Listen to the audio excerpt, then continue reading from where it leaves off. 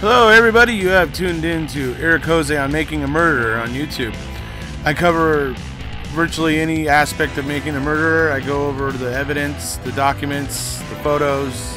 So if you like, stay tuned, and in the future I'll have many more videos besides the one you're about to see. Hello everybody, how are you doing today? Today I'm doing the video where I share with everybody. I've had quite a few people asking for it, and I had meant to do it. I just was trying to get the other videos done first, and I also didn't intend to have that day, that null day in between there on Tuesday. So, but here it is. Here I am. I'm going to tell everybody what it was like for me, and my little journey after watching MAM. And but I want to first start off with. Again, I want to give a big thank you to Marilyn and Camilla for being the first two brave souls to put up a video, and they were great. They were awesome. And so once again, just wanted to give them a shout out and a thank you. I know it's difficult. I've been talking to people in PM, and I understand they feel stressed out by the idea. And I understand. I do.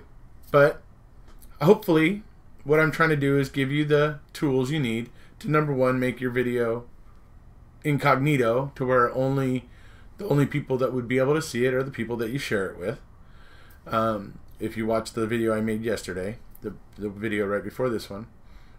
And so I'm trying to give everybody these tools to protect themselves, so that they can feel a little bit less apprehension about doing it. So that's part of my goal. I'm just trying to help everybody out. So this is kind of my story or whatever, but it's also going to be me kind of giving you guys pointers of how you might go about doing your video. One thing that will help you stay relaxed during your video is doing what I've done. And if you don't know, what I'm actually pointing at over here is bullet points that I've created, so that as I'm going and I'm talking and I'm finishing one point and moving to another, I can look over and glance real quick and go, oh, okay, yes, that's right. That's next. Because sometimes what will happen is you can get to talking, and you'll finish up on one basic part, and then you'll be like, oh, what was the next thing? And sometimes if you can't remember it immediately, your whole thing goes off the rails. So so it's always kind of good and reassuring to have bullet points right there that you can look to remind you when you get to a point where you don't quite remember what was next. So anyways, I want to also address Mr. Capaldi. Also, Mr. Capaldi is absolutely stellar. I love him. He is a very, very funny gentleman. His videos are I mean, some of them are quite funny. Particularly the Scott Yuck video, and then also the Flowers for Judge Angela Sukowicz video. I mean, I was just laughing my butt off after watching those two videos from him. I mean, it was just anyways, Paul's a really funny guy, real smart guy, real nice guy. He's a really, really nice guy. He really cares about Brendan and Steven. He, has a big heart. And so I just wanted to go ahead and give him a shout out here. But I also wanted to tell him, yeah, dude, I like two football teams. Get over it, brother. I mean, geez, I grew up liking the Chargers. It's just one of those things. But when I got older, around the year 2000, I liked defensive teams. And in the year 2000, the Bucs defense was basically in the best in the league, or among the best in the league. You had Warren Sapp on the line, along with some others. You had Derek Brooks at linebacker. You had Rondé Barber at cornerback. You had John Lynch at free safety. I mean, that defense was phenomenal. And I still to this day love John Lynch. He's that little free safety back there, man. Little tiny guy, not even very tall, but that guy could come up from the free safety position and lay a hit on a big 260-pound running back who was about to burst through the hole, and stop him. at least he would hit the running back, and the running back, instead of gaining forward, or he would lose his forward momentum, which gave just an extra few seconds for linebackers and other people to get there and make the tackle. So he was amazing. He was a little guy, but so just so you understand, I love defensive football. I know, Philly's another good team, good defensive team. Absolutely, they're a really good defensive team, pretty much year in and year out. And so I admire them, but they're not a huge Philly fan, but I do admire their defense, because they really do play some stellar defense over there. But anyways, so that's just to clear that up for Mr. Capaldi, because he just can't seem to stop mentioning it. Okay, so I hope that clears that up. Anyways, all right, so we've talked about having bullet points. We've addressed Mr. Capaldi. All right, now we're going to talk about, the kind of person I am, and what it was like for me to watch Making a Murderer. Put it this way. On pretty much January 13th of 2016, which is pretty much almost a month after Making a Murderer came out, I remember I was driving around and seeing it on billboards and didn't really know what it was or anything, but I work with electronics and automation and stuff like that. So when I would be at people's houses testing like their components, testing the TV after, or a system after, adding a new component or something like that. So I would go through each device and test. And when I would get to like the Blu-ray player or the Apple TV, the one thing I would generally go to as a go-to was Netflix, because pretty much everybody always has their Netflix set up. And especially with the DVD player, it saved me the trouble of having to go and find a disc somewhere to put in the disc player. So I'll be able to go to the apps on it and test Netflix and be able to test the control and whatever. So anyways, the reason why that's important is because I was after seeing billboards, and then seeing when I would kind of test Netflix on a lot of people's Blu-ray players and stuff like that, that there was a lot of when Netflix would open up, in the recently watched was Making a Murderer, and a lot of them, it was, I remember I look at it and go, oh yeah, that's that billboard I saw. And it just kind of whatever. So eventually, in January, like I said, about the 13th, is when I took 2 days and watched it. Now for me, when I came out of it, it's funny, the guilters like to say that I was duped by a documentary, right? The thing is I'm a Law and Order kind of guy. I tend to side with law enforcement and the prosecution, because I believe in law and order. I believe it has a purpose and a function, and that it's important. So, and here's the important bit, because you may be asking yourself right now, well then how the hell did you end up talking about this, Erekose? Well, because I respect law and order so much that when I see a situation where it looks like the law is out of order, you can guess, right? I immediately take that same attitude towards the law enforcement that I believe is dirty, that is not in order. And that brings me to this. I watched that documentary, and I'll be perfectly honest with everybody, I wasn't convinced that Stephen was innocent right after watching Making a Murderer. I wasn't. I thought there was some really wonky stuff. I thought it was really fishy. But I wasn't sure. I could not say for sure. But with Brendan, see, Brendan is the thing that got me. That's the reason why you're watching me here today.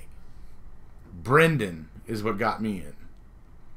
It got me reading the documents, because after watching the documentary, I was going to work the next few days, and all the time while I'm at work, in the back of my head, I'm thinking about what happened to Brendan and how tragic that was. And this 16-year-old kid who was just, discovering girls. He was just, he was so clumsy and, with girls. For him to try to assume that he would have jumped from being introverted adolescent that he clearly was, to being capable of raping and killing, and then just like, you know, it's just amazing to me that when I watched it, I was just like, and it was Brendan that got me basically looking deeper in. And that's when I started looking into the documents and reading, you know, all that stuff, and, you know, reading the transcripts, the queso reports, and whatever was out there, and any, you know, just whatever was there to kind of look at, and, you know, obviously going on Reddit and talking about things on Reddit and, you know, on Twitter and things like that, and basically, you know, taking part in the whole pooling of information and knowledge that everybody was out there kind of accumulating, because everybody was reading stuff and making little connections, and then other people were coming along and seeing what they were doing, and then, you know, adding what some connections that they had made into the mix, and to where things started to kind of flesh out a little bit, where we could see there was some clear impropriety. You know, Manitowoc and Wisconsin can continue to try to say, no, there was nothing wrong, but that's what you did with the 85 case. So how can I take you seriously? That's the question that I have to ask, right? I mean, to this day, they still don't believe they did wrong. I mean, you lose all credibility. I hope that someday Wisconsin will understand that you've lost all credibility, because you can't even own what you did in 1985. It's pathetic. But anyways, put that aside. But it was certainly Brendan that got me looking in deeper, that got me looking and going, oh no. That got me looking at the bones and the whole situation with the freaking bones. And it got me looking at the fact that there was not a trace, not any freaking trace of Teresa anywhere. Okay? Except on that bullet. Yeah, and you all know how I feel about that bullet. And I think most of you have probably seen my video about the key in the cabinet and the secret entrance to Narnia, you know, that Colburn was finding apparently there. Cleverly hidden my... Yeah.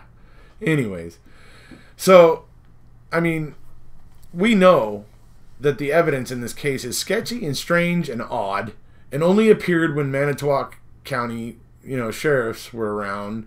And yeah, I mean, it's just odd, right? And then the only other evidence was after Jody tells him to go, Mark Wiegert and Tom Fassbender, to go kick rocks because she don't want to talk to him no more.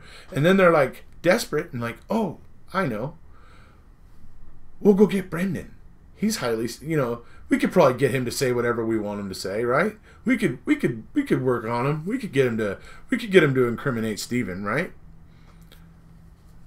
Because that's the way it looks. Literally, Jody cuts him off one day. The next day, actually weekend, at Fox Hills Resort, they're on Brendan and the Dassey boys, and eventually land on Brendan. I mean, it's pretty clear. You can follow the chain of events. I mean, it's right there.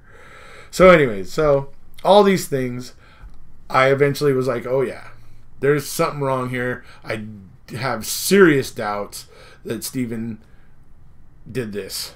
I seriously do, especially just so many things that I've found out that I'm just going like, what really happened? Because I'm pretty sure that I don't have the real story from the prosecution. That I'm certain of. Because what really happened here? Because there's so many things happening in kind of so many places, you know, particularly over on Xander Road, and I mean just some real odd things about this case. And things, there's not, I mean, for there to be so many odd things and strange things and things that don't line up and things that are just ridiculous even, suggests that there's something going on, underhanded, under the table, whatever you want to say, but it just totally smacks of something is off. And anyways, but that was basically how I became more convinced of Stephen's innocence. And I was, you know, I remember back in the early days when I first came into these social media groups, you know, talking about this case. I remember I didn't really understand what trolls were when I heard people talking about trolls and everything. I was just here, you know, arguing facts and stuff like that. So when I was hearing about these things that I'd never heard of, it was kind of a new experience for me, and I was kind of had to acclimate. I don't know how many of you know, but for the first 5.5 months, I was like, after watching it, for the first 5.5 months, I never did any videos or anything. I only just talked about the case.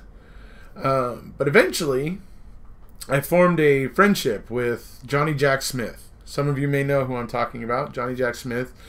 Anyways, I formed a friendship with him because we both liked Clash of Clans. We were both into Clash of Clans at the time. He still is. I haven't really been playing it very much. But anyways, because of that, we became friends and stuff. And then eventually he got to suggesting to me, because he knew, you know, exactly, he knew how strongly I felt about Brendan. And he said, you know, hey, you should do a Brendan video. You should do a Brendan video. And I was like, I wanted to, but I was like everybody else. I'm just like I'm asking all of you right now. I understand, because for about a month and a half, or maybe about a month, I was like, wanted to, but couldn't like do it, and was, you know, I just was making some excuses, but eventually I just decided to stop making excuses. And I got my material together. I had my material ready, what I wanted to talk about. My first video was about the November 6th interrogation of Brendan. I mean, that interrogation pissed me off so bad, because 20 minutes into it, Brendan is talking to them freely. He's not being, he's not doing anything, you know, that would suggest he's trying to lie or anything. He's just talking to them because they're asking him questions and stuff. And 20 minutes into it, they decide to start bullying him. And when he says, you know, because they ask her, did she leave or whatever, and he said, she left or whatever. And that's when it comes in. She didn't leave. She didn't leave, Brendan. She didn't leave. You know, and he's like repeating himself, and that's the same interview where you get the promise. I need you to stop. Basically where O'Neill says, I need you to stop worrying about getting in trouble or going to jail, because that ain't going to happen. Tell me more. So that's where this big promise came from. That obviously the courts are saying doesn't matter. But I disagree highly. You're talking about a 16-year-old kid who had no previous contact with law enforcement, is suddenly having contact with law enforcement, and they're promising him that he won't go to jail or get in trouble, and that he didn't remember that? It's freaking ridiculous. Okay. Anyways. So that was basically when I started making my videos. And I mean, it was a real kind of ragtag operation really back then. Well, kind of still is. But back then I only had my little laptop. I mean, my cheesy little laptop just was... I mean, it was doing the job, but the video was bad. You know, the video quality was poor. And the microphone on the thing was just horrible. It had this awful, like, hum or buzz that no matter what I did would come through. So, eventually... by like my fourth video, I believe it was my fourth video, is when I decided to finally talk about Ryan Hillegas. And that was my first big video, because that video went over 15,000 views in like it was like probably like 3 months or 4. I don't know. It was like 4 months, I think. It went over like 15,000 views, but then it leveled off. For a little while, but now it's jumped up even more. It's up around 24, I think now. But that video was the first time where I got my my microphone. That's the blue snowball right here. So that's why my audio comes through so clearly now. And I ended up buying a computer. and actually bought parts for my computer and assembled it, and went out and bought a very, very, you know, good camera, high definition camera. And so, you know, it progressed along, and I continued to do the videos, and mainly they're mainly about Brendan, but honestly there's a lot of them in there about Steven. There's a lot, but I won't lie, I'm not going to lie to anybody. The fact is, I feel more strongly about Brendan than I did about Steven. And maybe kind of still do, because just the whole fact that he was 16 years old and he was robbed of his, you know, formative years, robbed of, you know, the whole experience of being in high school, and you know, chasing girls, or talking to girls, or, you know, trying to, you know, all that. I mean, he missed out on all of that. And that confession is ridiculous, and we all know why. I've talked about it enough times. So, anyways,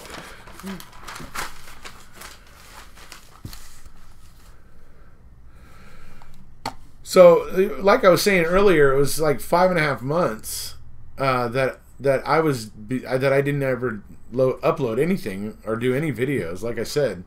And then Johnny Jack Smith, like I said, decided, you know, to tell me, you know, to suggest that I do one, or to do a couple about Brendan. And so that's basically what kicked it off, because obviously I felt so passionate about Brendan. It was a good subject for me to start with, because my passion kind of carried me through it, even though I was sitting there petrified, terrified, kind of talking wooden, like just like in a wooden way, where I just seemed kind of like rigid and like not moving, and kind of, so that's what I mean by wooden.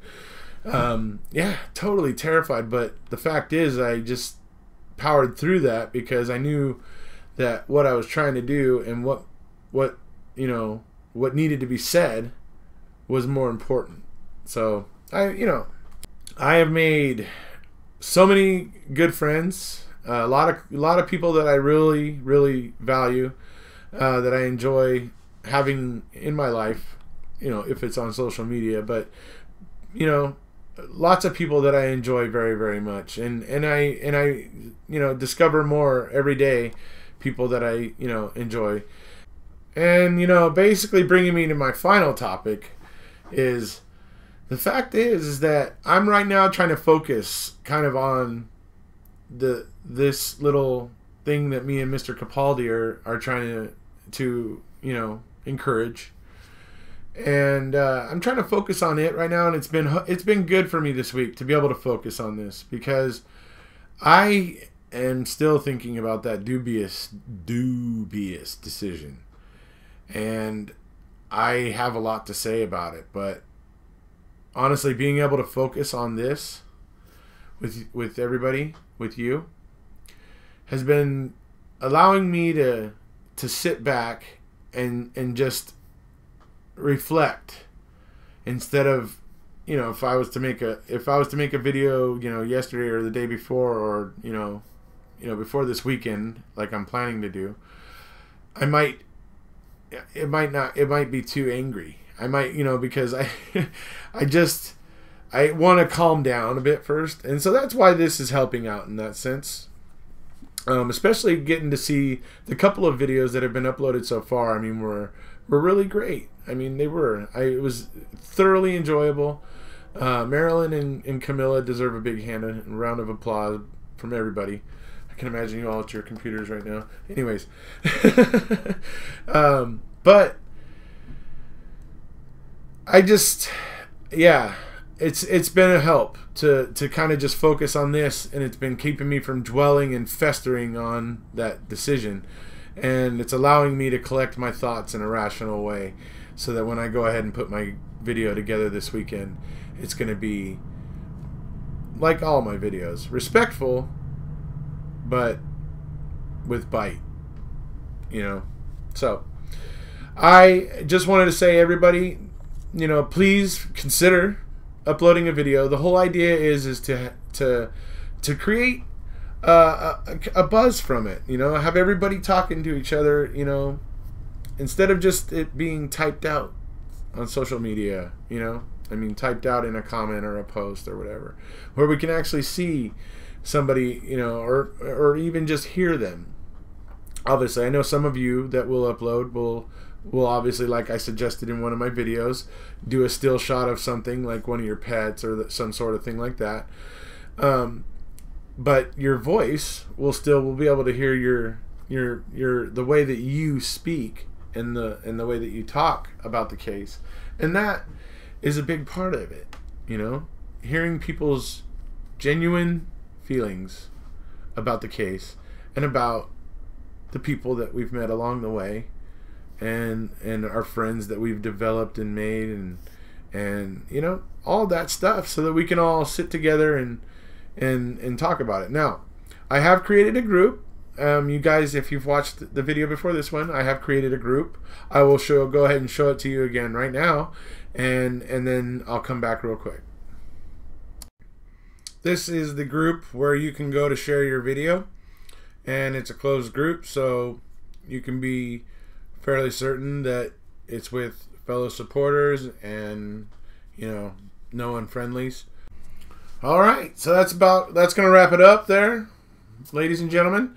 I hope that seeing, you know, my video helps you guys out, you know, or at least sparks an idea for you, whatever happens. I hope it helps, no matter what. So that's going to be about it. If you haven't already, please hit subscribe, and we'll see ya.